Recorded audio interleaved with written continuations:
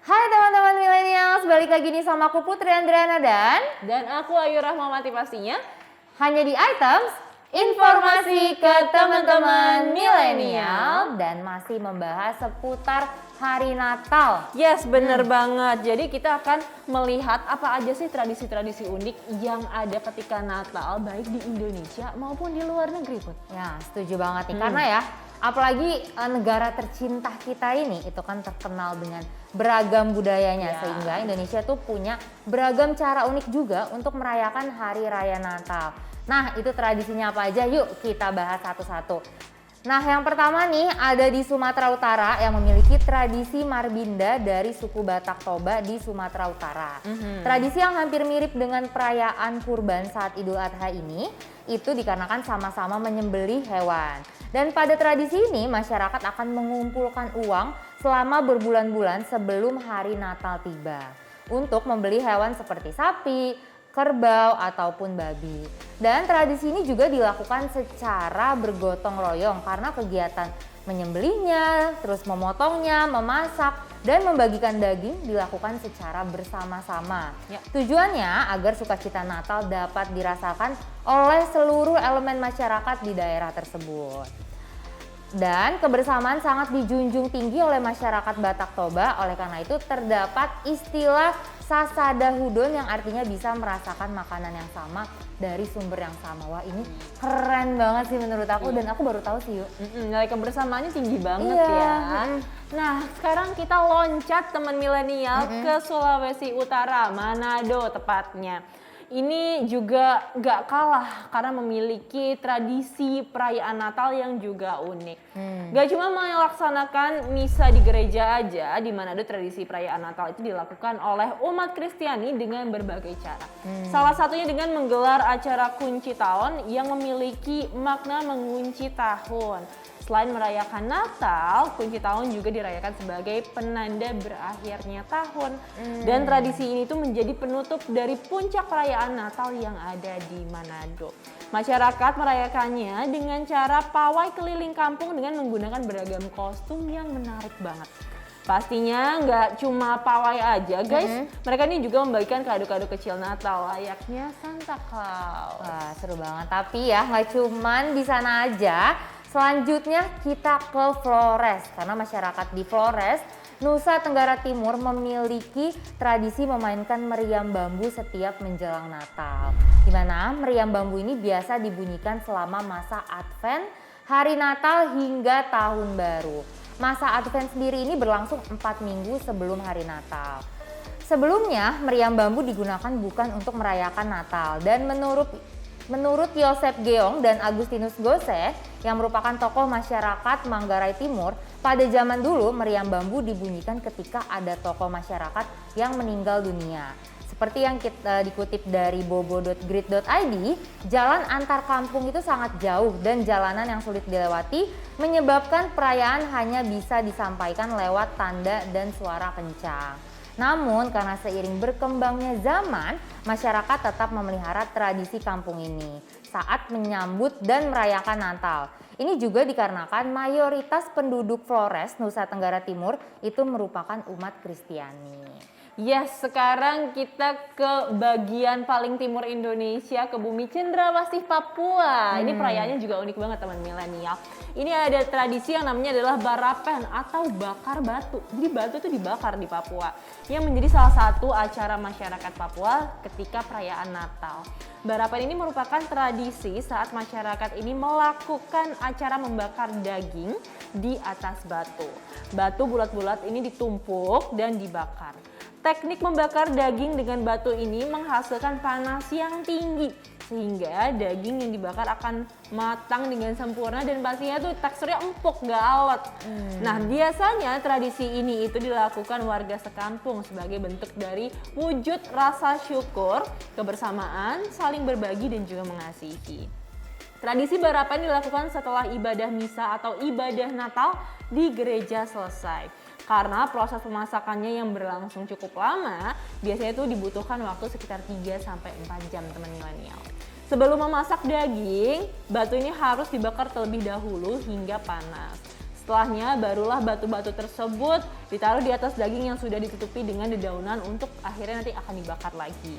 Tradisi ini tuh biasanya dilakukan untuk menyambut hari bahagia lainnya, misalnya kelahiran, pernikahan adat, penobatan kepala suku, hingga menyambut tamu. Nah, tapi kan tadi kita udah ngomongin soal perayaan di Indonesia ya Yu. Dan ternyata perayaan Natal di luar negeri itu bisa dibilang jauh lebih meriah dibandingkan di Indonesia. Okay. Nah, aku sama Ayu mau kasih tahu informasi ya, negara-negara mana aja yang merayakan Natal dengan meriah. Yang pertama ini adalah Australia. Ya kan, berbeda dengan negara di benua Eropa yang merayakan Natal saat musim dingin, di negeri kanguru ini Natal dirayakan di tengah musim panas. Oleh karena itu, sebagian besar warga Australia merayakan Natal di luar ruangan. Dengan beragam aktivitas yang mereka lakukan diantaranya bisa berjalan-jalan, terus juga berenang, pesta barbeque hingga berselancar di pantai.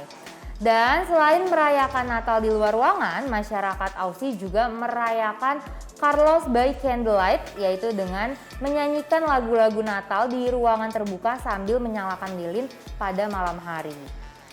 Dan tradisi tersebut mulai populer pada tahun 1930-an, di mana acara yang biasanya diadakan di The Domain Sydney ini menghadirkan sejumlah artis terkenal di Australia, diantaranya ada Harrison Craig, ada Lucinda Rex, dan juga Dennis Walter.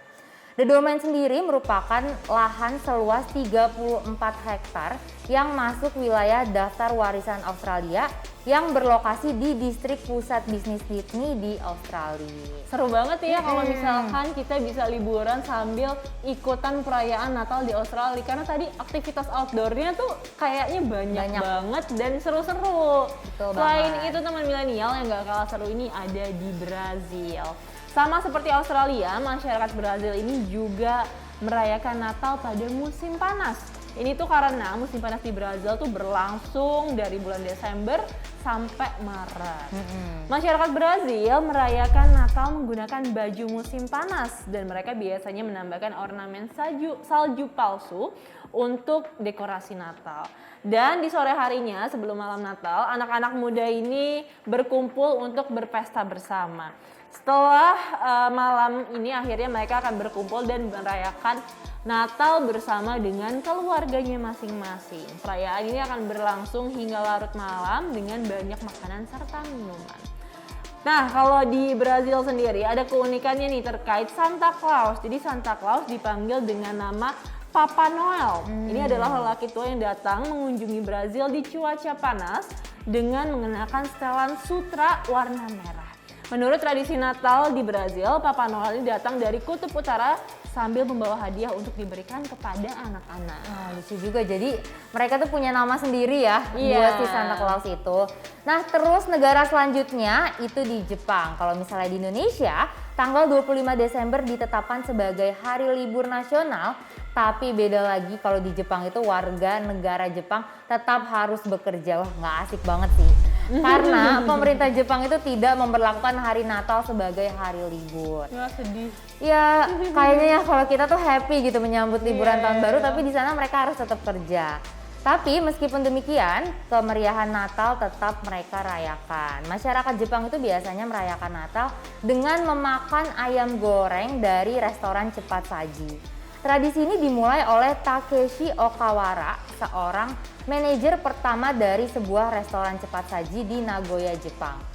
Sesaat setelah restoran dibuka pada tahun 1970, Okawara bangun di tengah malam dan menuliskan ide yang datang melalui mimpi, yaitu menjual ember pesta di saat Natal. Nah, Okawara memimpikan ide tersebut setelah mendengar sepasang warga asing berbicara mengenai kerinduan makan kalkun di saat Natal pada tahun 1974.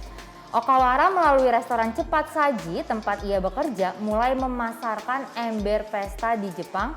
Kemudian pemasaran ember pesta tersebut menjadi terkenal dan ayam goreng cepat saji pun menjadi makanan populer yang disantap saat Natal. Ini unik banget sih. Unik sih, tapi Jepang kan menggila kerja banget ya. Iya, betul. Hard worker banget orang-orang itu, kayak kalau di Indonesia Natal nggak libur di demo Bisa deh demo, kayaknya. dibilang nggak toleransi ya kan? Nah, itu dia. Tapi di Jepang itu memang kayak gitu tradisinya. Selanjutnya kita ke Belanda.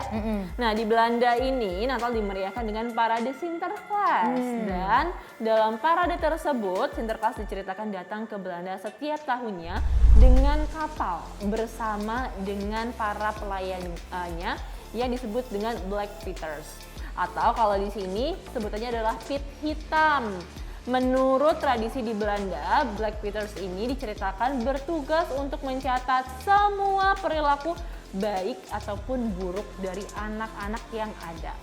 Dan anak-anak yang berlaku baik akan mendapatkan hadiah dari Sinterklaas. Sementara yang nakal nanti dimasukkan ke karung dan dibawa ke Spanyol untuk diajari tata krama. Waduh, ngeri ya. Serem juga ya. Iya, kira-kira kalau misalnya kita di situ kita dapat hadiah apa kita diculik ke Spanyol nih?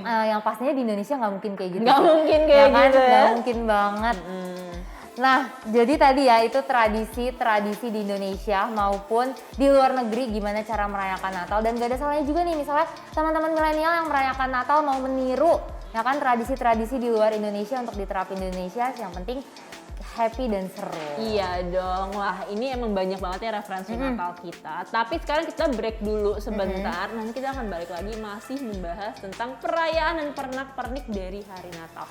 Jadi teman milenial jangan kemana-mana ya, pastiin sama kita terus di Items Informasi ke teman-teman milenial.